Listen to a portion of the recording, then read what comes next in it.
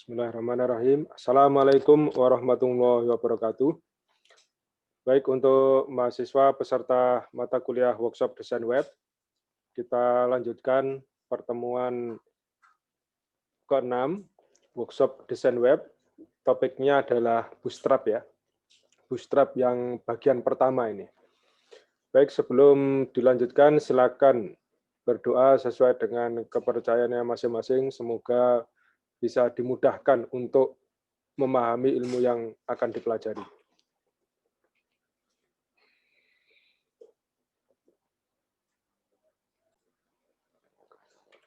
Baik, sesuai dengan rencana pembelajaran semester, pertemuan ke-6 dan ke-7 rencana akan membahas Bootstrap, karena untuk percobaan Bootstrap ini sebenarnya sangat banyak sekali, ya, sehingga saya bagi dua, itu pun sebenarnya masih kurang cukup waktunya, sehingga nanti paling tidak di pertemuan ini kalian bisa mempelajari fungsi dan sintak dari Bootstrap. Kemudian untuk mendalaminya kalian bisa melakukan uji coba secara mandiri di luar jam kuliah ya. Oke, untuk capaian pembelajaran modul ini adalah mahasiswa memahami sintak dari Bootstrap, kemudian bisa mengaplikasikan file Bootstrap untuk mengembangkan aplikasi website. Sehingga nanti di final project mata kuliah ini, website yang kalian buat, kalian bisa menggunakan Bootstrap untuk mempercepat membuat desain webnya. Karena Bootstrap ini adalah bisa dibilang sebagai framework ya, framework HTML maupun framework CSS untuk mendevelop tampilan sebuah website. Untuk topik pokok bahasan di modul ini antara lain, yang pertama adalah penjelasan tentang definisi Bootstrap. Kemudian kalian bisa mendownload framework Bootstrap-nya, library-nya di getbootstrap.com. Kemudian ada beberapa topik yang perlu dipahami untuk mempelajari Bootstrap ini antara lain kontainer, kemudian sistem grid, tipografi termasuk pemilihan teks, color, table, dan image ya untuk di modul pertemuan ini. Yang pertama adalah definisi tentang Bootstrap ya, pengenalan. Apa yang dimaksud dengan Bootstrap? Ini adalah framework ya untuk membuat front end website yang gratis ini ya untuk mempercepat pengembangan aplikasi berbasis web. Nah, di dalam Bootstrap ini di dalamnya ada HTML, CSS, termasuk template untuk tipografi, form, button, table, navigasi, modals, image carousel, dan yang lain.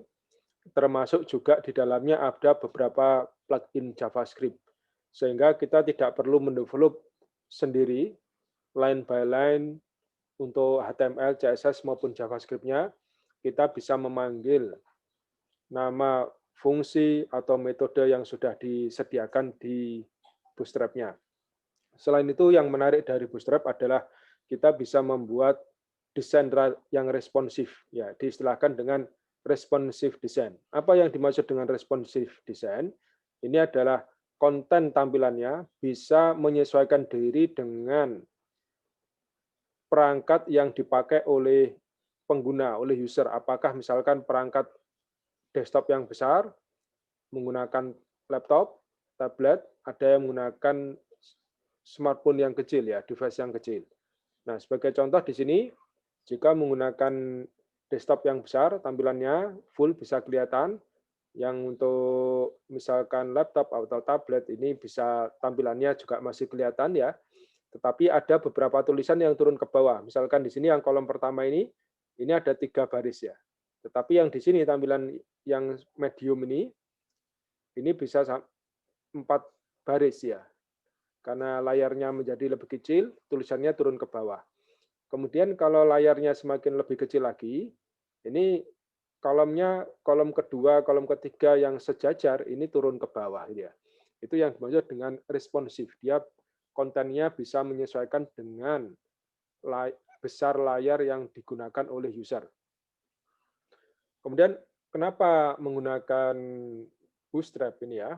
Ya ini yang pertama keuntungannya adalah mudah digunakan ya. Ini meskipun seseorang yang knowledge-nya tentang HTML itu termasuk CSS itu mungkin tidak terlalu mendalam, dia mudah menggunakan Bootstrap karena memanggil fungsi-fungsi yang sudah disediakan. Kemudian responsif ya, fitur-fitur responsif tadi yang sudah saya jelaskan. Kemudian pendekatan mobile first bisa digunakan untuk di perangkat mobile. Browser compatibility bisa dibuka menggunakan mayoritas semua browser ya. Nah, bagaimana cara menggunakan Bootstrap? Sekarang yang terakhir adalah Bootstrap versi 4. Ya, kalian bisa menggunakan Content Delivery Network atau Get Bootstrap. Kalian download, kemudian dipasang di lokal host atau di domain kalian sendiri. Kalian download dari Get Bootstrap. Sehingga nanti untuk percobaan ini kalian download Bootstrap dulu dari Get Bootstrap ya. Nah, ini getbootstrap.com, kalian download filenya, kemudian nanti kalian ekstrak untuk supaya bisa dipanggil file CSS, JavaScript, atau modul-modul yang lain. Oke, yang pertama adalah berikutnya, ini ada pembahasan tentang kontainer. Kontainer adalah istilah yang digunakan sebagai tempat ya, tempat konten dituliskan di situ. Kontennya bisa berupa teks atau gambar, ya, diletakkan di dalam kontainer. Ya, kontainer ini digunakan untuk meletakkan data ya di dalamnya. Nah, menggunakan kelas di Bootstrap menyediakan kelas kontainer ya. Ini kontainer. Nah, kelas kontainer ini adalah menyediakan fitur yang lebarnya fix ya, fix. Nah, tetapi ada yang kontainer kelas kontainer fluid. Ini adalah full container ya. Ini spanning the entire width of the viewport. Jadi bisa menyesuaikan kalau fluid ya. Kalau kontainer saja ini fix ya. Misalkan ini 80% ya, 80%-nya dari layar ini. Tetapi kalau kontainer fluid, jika kanan kirinya ini masih kosong, dia bisa full sesuai layar ini. Ya. Oke, nanti bisa diatur untuk kontainernya apakah dengan max width-nya ini ya. Nah, apakah kontainer saja atau kontainer fluid menyesuaikan dengan layar yang digunakan oleh user ya. Nah, di sini ada beberapa device ukuran ya. 576 pixel ini yang kecil ya, extra small, ada small pixelnya ini, medium seperti ini, large pixelnya ini, extra large seperti ini. Nah, di sini bisa maksimum berapa ukurannya? 100% ya, sesuai dengan ukuran ini. Ini 576, ini maksimumnya 540. Jadi tidak melebihi layarnya ini, ya batas layarnya. Oke. Oke, percobaan yang pertama nanti kalian buat ini percobaan pertama untuk menampilkan data seperti ini, my first bootstrap page, ada tulisannya bisa kalian ganti. Nah, nanti jika size-nya di browsernya kalian perbesar atau perkecil, ya, jika size-nya sekitar 705 kali 576 pixel, ya tampilannya seperti ini ya. Oke. Tapi kalau diperbesar, nah nanti yang kalau yang tulisan di sini baris ketiga ini kan turun ke bawah. Nah, ini tidak turun ke bawah karena layarnya lebih lebar. Nah, oke, source code-nya yang pertama seperti ini. Jadi saya cek dulu di bagian body ini ya.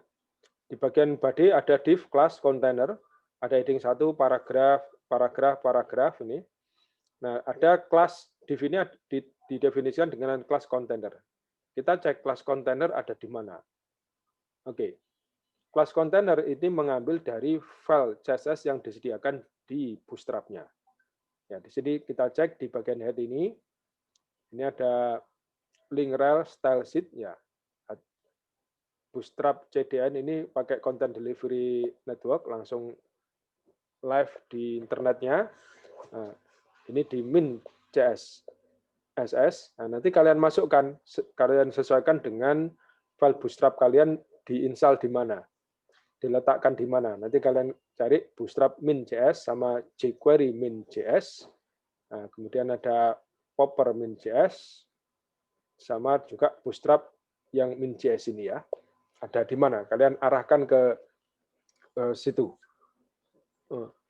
Jadi kontainer ini mengambil salah satu kelas ya yang ada di dalam file CSS ini. Oke. Nanti kalian di file CSS-nya kalian buka di mana kontainernya. Ya. Sehingga tampilannya nanti bisa seperti ini ya. Oke, kemudian berikutnya adalah terkait dengan pemahaman grid system. Untuk Bootstrap, dia akan membagi satu layar ini menjadi 12 kolom ya. Ya, menjadi 12 kolom. Nah, 12 kolom ini bisa secara individu sejumlah 12, 1, 2, 3, 4, span 1 ini kalau dijumlah ini 12. Atau dibuat grup. Nah, grupnya misalkan span ini ya, ini terdiri dari 4 kolom. 1, 2, 3, 4 jadi 1, ini juga 4 kolom jadi 1, 4 kolom jadi 1. Sehingga totalnya tetap 12. Yang ini juga itu, span 4, span 8. Jadi totalnya 12. 6 dengan 6, 12. Yang ini span 12. Jadi 12 kolom langsung jadi 1.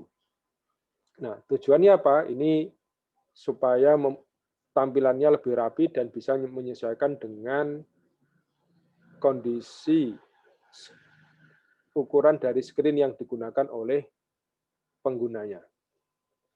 Nah, untuk di kelas grid yang ada di Bootstrap ini ada ini ya, ada dibagi menjadi 5 kelas ya, 5 kelas.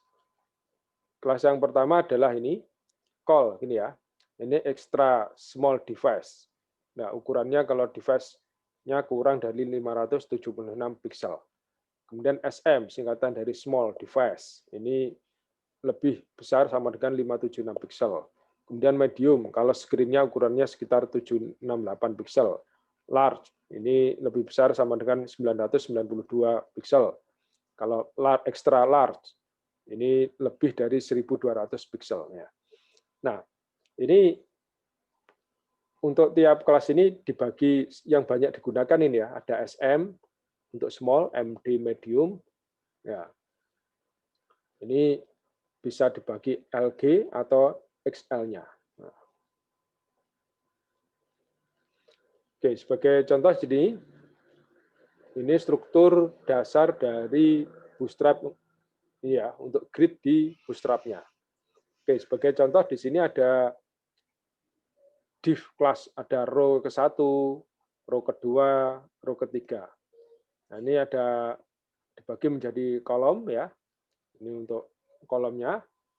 Nanti kolom yang baris pertama ini ada 2 dibagi kolom. Ini ada 3. Nah, div-nya ada kolomnya 3. Ini ya. Ini juga ada 3-nya ya, kolomnya.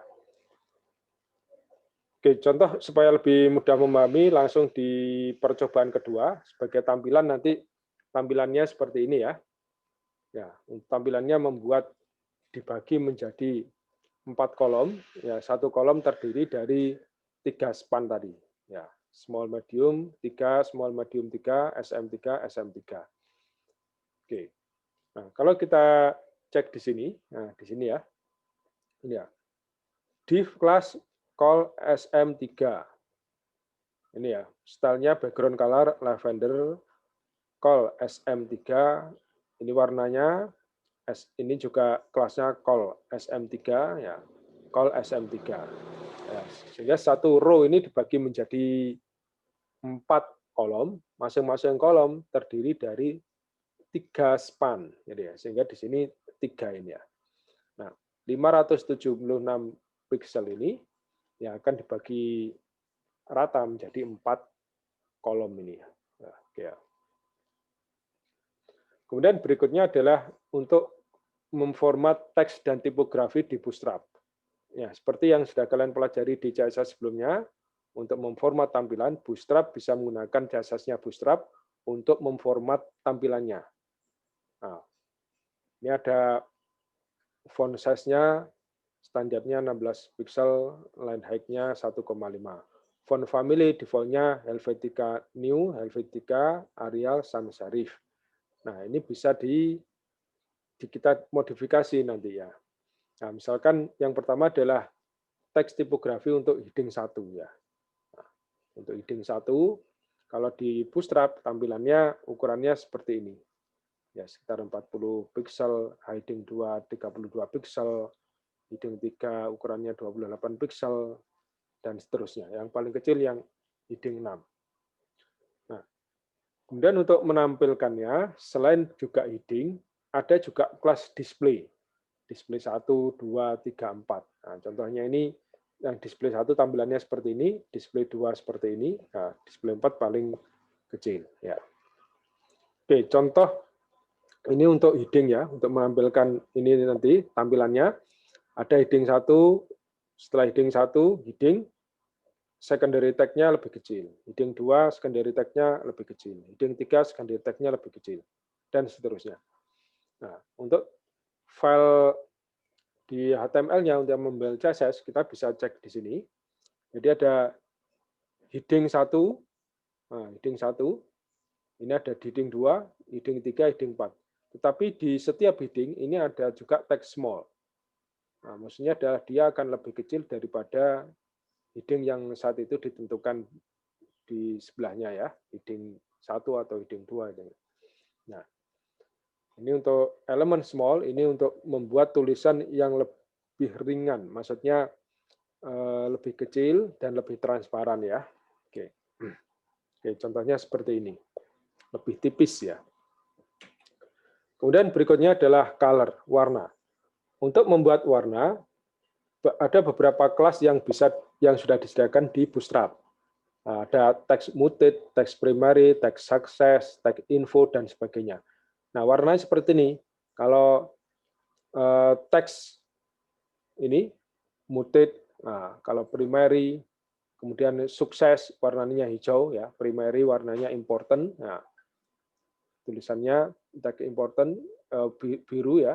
Kemudian kalau merah ini yang ini untuk warning ini ya. Untuk warning bisa warning atau di danger ya, warning yang kuning, danger yang merah ini ya. Nah, ini tampilannya. Kemudian kalau untuk background color ada kelas BG primary, BG success, BG info, BG warning, dan sebagainya. Misalkan kalau BG primary, maka ada tulisan background-nya warna jadi biru. BG success ada tulisan background-nya jadi hijau, dan seterusnya. Ya. Oke, untuk percobaan ini menggunakan nanti BG color ya, background color. Ada primary, success, BG info, teksnya white. Ya. Nah, ini tulisannya bisa dibuat dark atau white ya. Nah, ini untuk tampilannya nanti, untuk percobaan yang ketiga. Kemudian berikutnya adalah table ya. Untuk table, ada kelas yang disediakan, yang paling utama adalah table. Nah, kalau kita memanggil kelas table, nanti tampilannya tabelnya seperti ini ya. Nah, kalau kita menggunakan kelas table stripped ya. Nah, ini ada antara baris 1 dan baris kedua warnanya berbeda. Kemudian border, kelas border table ya, table border ini. Nah, ini ada bordernya. Kemudian ada kelas table hover. Kalau nanti ada kursor di atasnya, warnanya akan berubah. Oke, ini silakan nanti dicoba untuk membuat ini ya, table hover ya, table hovernya. Oke, nanti contoh tampilannya kalau di kursornya di atasnya sini, maka tampilannya akan berubah untuk background-nya. Oke, percobaan keempat. Yang terakhir di modul ini adalah image ya. Nah, image ini untuk membuat apakah rounded corner, circle, atau thumbnail, kita bisa menggunakan kelas rounded ya, kelas rounded ya untuk membuat pojokannya lebih smooth ini. Jadi ada img, source-nya gambar, kelasnya rounded. Ya. Oke, kemudian kalau circle ya rounded circle. Kalau thumbnail kita panggil kelasnya IMG thumbnail. Oke, untuk percobaan kelima untuk menampilkan gambar tadi, ini untuk rounded corner ya.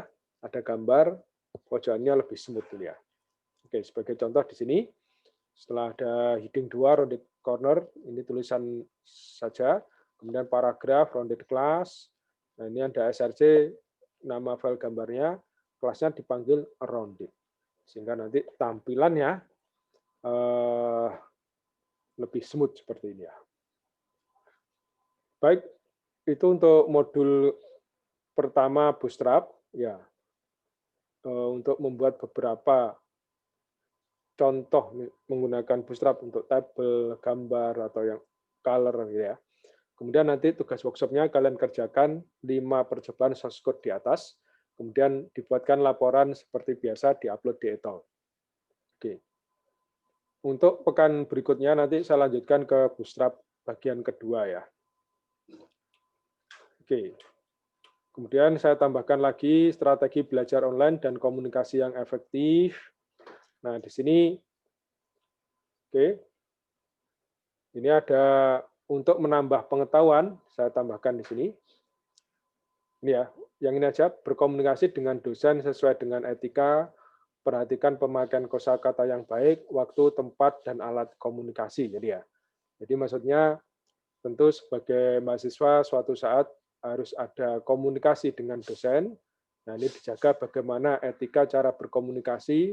Kalau ketemu secara langsung ya misalkan mengucapkan salam, assalamualaikum, selamat pagi, selamat siang itu ketika ketemu dengan dosen.